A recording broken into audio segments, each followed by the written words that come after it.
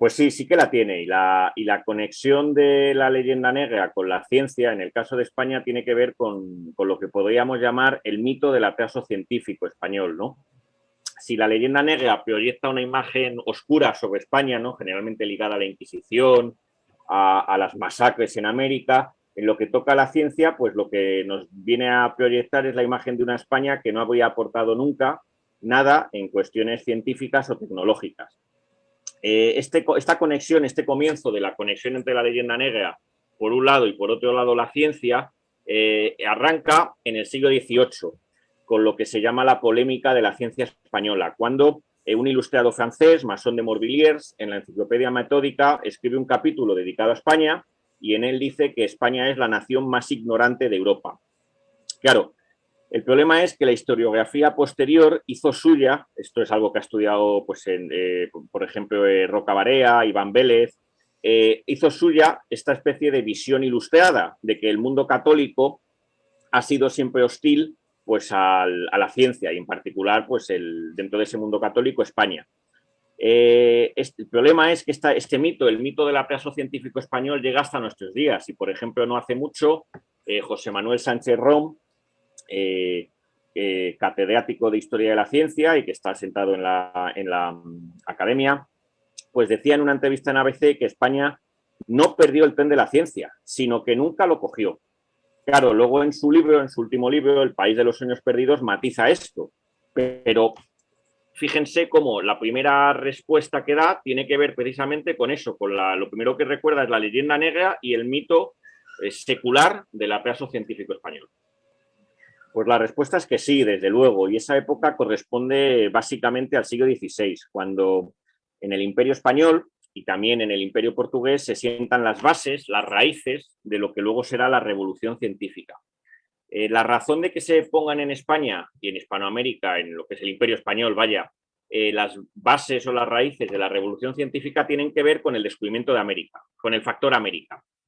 Esto de mirar América es algo que ya en el siglo XIX se da cuenta Juan Valera y en nuestro siglo, pues, por ejemplo, ha sido señalado, pues, por Gustavo Bueno, por Pedro Insúa y también por otros estudiosos, pues, en el ámbito más norteamericano, como puedan ser, qué sé yo, Antonio Barrera, Jorge Cañizares, y ya dentro de España, hoy Portugal, pues Antonio Sánchez, María Portuondo y otros estudiosos. Pero curiosamente, aunque sigue coleando la leyenda negra y el mito del atraso científico. Y, por ejemplo, un reciente libro que ha publicado Crítica, un libro estupendo que se llama La invención de la ciencia, de un historiador que se llama David Button, dedica muchísimas páginas a la importancia que tiene el descubrimiento de América para la revolución científica. Pero fíjense la paradoja, ¿no? Fijaos la paradoja.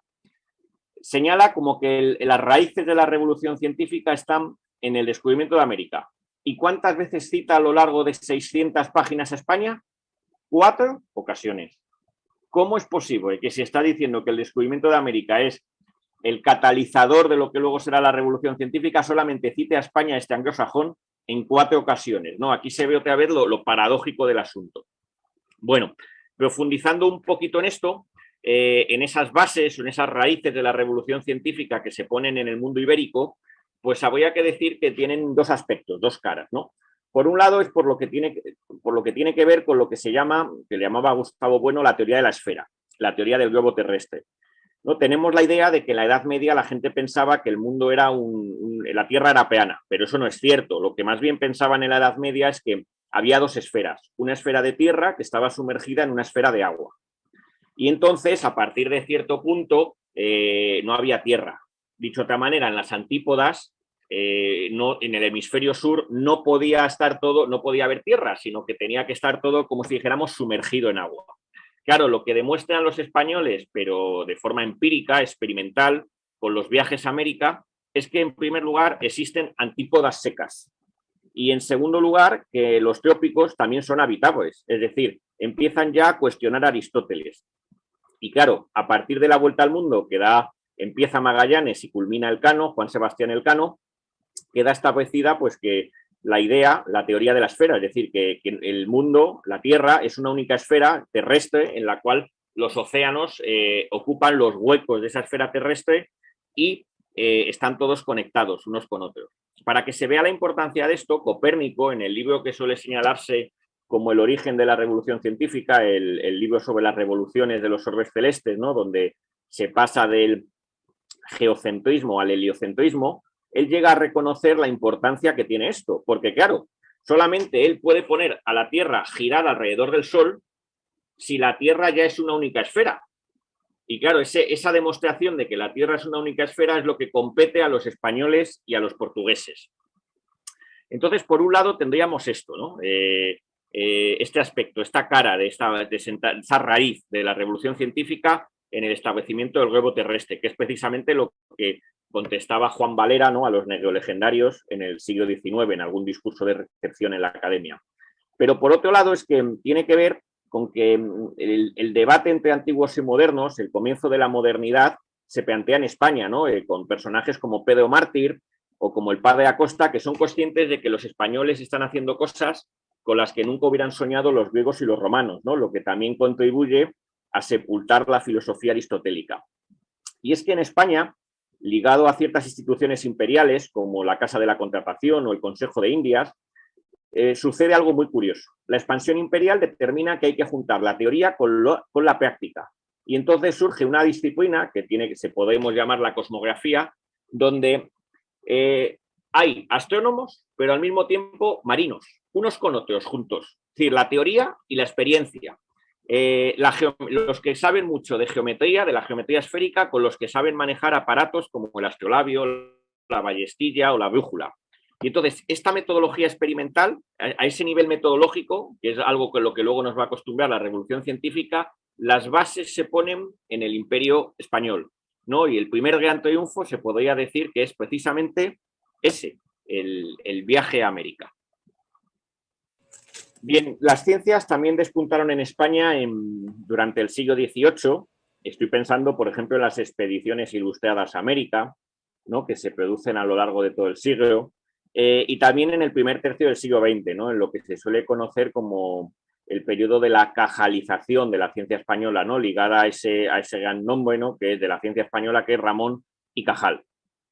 Ahora bien, en general habría que decir que hubo estancamiento durante los siglos XVII, XIX o el siglo XX después de la Guerra Civil, pero alto ahí, porque hay que matizar de nuevo, ¿no?, para no caer en el mito del atraso científico. Hay que matizar mucho qué se quiere decir cuando decimos que estos periodos pues contrastan con los anteriores. Por poner algún ejemplo, ¿no?, el siglo XVII, pues sí, se puede decir que hay una cierta atonía del desarrollo científico en la España peninsular, pero no se puede decir eso ni mucho menos en Hispanoamérica, en los virreinatos hispanoamericanos, porque allí se está asistiendo al esplendor de la ciencia virreinal. Estoy pensando, pues, por ejemplo, en el desagüe del Valle de México o en figuras de la talla de Fray Diego Rodríguez o Carlos de Sigüenza y Góngora. Lo mismo habría que decir en el siglo XX tras la Guerra Civil, durante el franquismo, ¿no?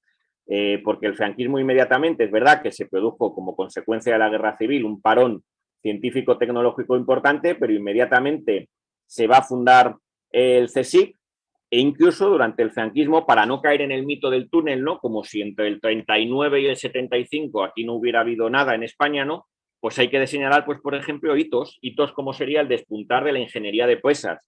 Pues, por ejemplo, estoy pensando en las presas construidas en los saltos de agua de las Arribes del Duero, en Salamanca, donde, por ejemplo, hay la presa de Aldea Dávila, pues constituyó un hito tecnológico para la época, ¿no?, siendo en su momento la primera central excavada en una caverna o con un tamaño, unas dimensiones que solamente estaban superadas por una presa que se construyó en el mismo periodo de años, en la misma década, en la Unión Soviética. Con lo cual, quiero decir que, de nuevo, aquí hay que matizar, ¿no? No hay que caer en el maniqueísmo de contraponer la luz a la oscuridad. Bueno, lo primero que hay que decir es que a la hora de investigar las causas, los diversos factores que pueden estar detrás de esos periodos de una mayor atonía, pues hay que tener mucho cuidado, ¿no? Es verdad que suele aducirse esos factores, ¿no?, echarse la culpa a la Inquisición, a la represión religiosa o a la expulsión de los judíos. Pero yo creo que esos factores hay que decir que no, ni mucho menos. En primer lugar, ¿es que los judíos acaso no fueron expulsados también de otros países y antes de que lo hicieran los reinos hispanos. En segundo lugar, se habla de la Inquisición, pero es que acaso fuera de España no hubo una mayor intolerancia religiosa, sobre todo en los campos protestantes, para con los católicos que dentro de España. Aquí, por poner un ejemplo de la vigencia todavía de estos factores, aunque los matiza mucho en su reciente libro El país de los sueños perdidos, Sánchez Rom, aunque ya digo que los matiza, ¿no? Y no cae en esa fácil contraposición maniquea entre un catolicismo intolerante y un protestantismo abierto, ¿no? Y basado en la libertad, ¿no? Llega en algún momento, no obstante, a decir lo siguiente: si uno puede llegar a imaginar que Felipe II, con su intransigencia religiosa, hubiera sido capaz de acoger, ¿no?, a un astrónomo protestante como Kepler, ¿no?, como sí que hizo, por ejemplo, el emperador Rodolfo en Centro Europa. Claro, aquí parece como que el emperador Rodolfo es el tolerante y Felipe II es el intolerante. Claro, cuando el emperador Rodolfo era tolerante con los protestantes, porque la mayor parte de sus reinos en aquel momento los protestantes tenían tal fuerza que él los toleraba porque no tenía otra. Quiero decir que es aquello que siempre decía bueno de que uno tolera a otro cuando el otro tiene la suficiente fuerza como para hacerse respetar. Por lo tanto, hay que tener mucho cuidado con dar este tipo de ejemplos. Aparte de que al ejemplo de Kepler, ¿no?, lanzado contra Felipe II y el catolicismo, enseguida se le puede contraponer otro ejemplo, Miguel Servet, ¿no?, que acaba siendo quemado por Calvino. Entonces hay que tener mucho cuidado, ya digo, con acudir a los factores religiosos, sobre todo porque esa Inquisición que se ve que estaría detrás del parón, pues del parón científico y tecnológico en el siglo XVII en España, pues es que acaso no afectaría también a los literatos, a los poetas, a los novelistas, a los dramaturgos, y sin embargo en España es en el momento en el cual estamos en el siglo de oro. Con lo cual hay que tener mucho cuidado, ya digo, con apelar a esos factores. Por otro lado, otro factor, otra explicación que suele darse del estancamiento de la ciencia española, ¿no?, que tanto había brillado en el siglo XVI, es el talante demasiado aplicado de la ciencia española. Esta explicación, diciendo como que la ciencia española es una ciencia ras de suelo, ¿no?, excesivamente dirigida a la navegación, por ejemplo, ¿no?, como que no fue capaz de remontar ese nivel, ese plano totalmente técnico, ¿no?, o empírico, y remontarse a lo que sería la ciencia teórica, ¿no?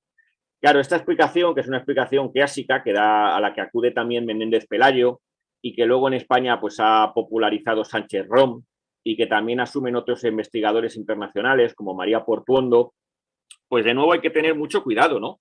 Porque, de nuevo, ¿cómo es posible que ese talante en exceso aplicado que se echa en cara a España luego es el que se ponga en valor en Inglaterra, ¿no? Con Bacon, que decía que el poder de la ciencia venía a ser dominar en la naturaleza, ¿no?, el trabajar en el mundo. Entonces, ¿cómo es posible que lo que es malo en España sea, sin embargo, bueno en Inglaterra, ¿no? Sea bueno, pues, por ejemplo, para el desarrollo de la filosofía experimental de Bacon, ¿no? O cuando, por ejemplo, en uno de los trabajos clásicos sobre estos temas, el trabajo de Robert Merton, la tesis de Merton, ¿no?, tenía dos caras, ¿no? En una, es verdad que es algo que ya está muy superado, que era una que decía como que el puritanismo protestante, ¿no?, era el germen ideal para la ciencia, ¿no? Pero luego también tenía otra parte en la cual decía, investigaba cómo la mayor parte de investigaciones científicas de la Royal Society en el siglo XVII tenían intereses prácticos. Entonces, de nuevo hay que matizar mucho aquello de la excesiva nivel de aplicación de la ciencia española, ¿no? Porque cómo es posible, ya digo, que lo que era malo en un país, en un estado, en otro sea, sin embargo, alabado. Entonces, ¿dónde habría que buscar, a mi juicio, esos factores que explicarían los parones, ¿no?, los momentos en los cuales la ciencia española del XVII, por ejemplo, o del siglo XIX, no se desarrollan al nivel de otros estados, ¿no? Bueno, pues yo creo que habría que verlo en una conjunción de factores sociales y políticos, ¿no? Si durante el siglo XVI la expansión imperial pues estuvo detrás de que se buscase juntar, qué sé yo, a los teóricos con los artesanos, ¿no?, la teoría con la praxis, por así decir, provocando una dialéctica entre ambas. El problema es que el siglo XVII es un siglo que España, por ejemplo, vive a hierro y fuego. Es un siglo tremendamente convulso. Igual, por cierto, que el siglo XIX, ¿no?, con las guerras entre liberales y carlistas. Y claro, a mi juicio, en ese siglo, sobre todo en el siglo XVII, que es lo que tengo más estudiado, la impronta social podría hacer que fueran mucho más necesarios, pues qué sé yo, soldados, funcionarios o teólogos para gobernar y mantener el imperio español que, por ejemplo, qué sé yo, lo que serían los filósofos naturales en el resto de Europa.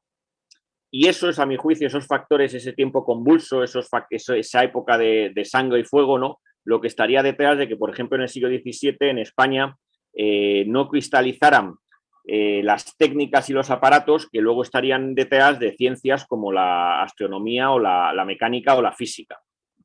Ahora bien, yo creo que en cualquier caso, ¿no? Y como conclusión, yo creo que convendría evitar la visión lineal de la historia, ¿no? Una visión que en el fondo es teológica, pero también al mismo tiempo teleológica, ¿no?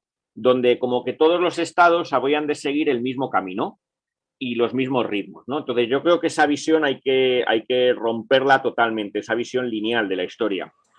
Porque claro, si uno acepta esa visión, parecería como que España y Hispanoamérica lo que tendrían que hacer es siempre seguir el rumbo que han marcado los países protestantes, ¿no? Sin que nunca consigamos ponernos, estemos siempre a la cola, ¿no? Y que siempre estemos detrás de ellos, ¿no? Pero claro, es que resulta que esa idea de que España está detrás solamente se puede aceptar si uno acepta esa visión lineal de la historia, donde los que marcan el rumbo son los países del norte de Europa, los países protestantes, que son precisamente los que crean básicamente y difunden la leyenda negra.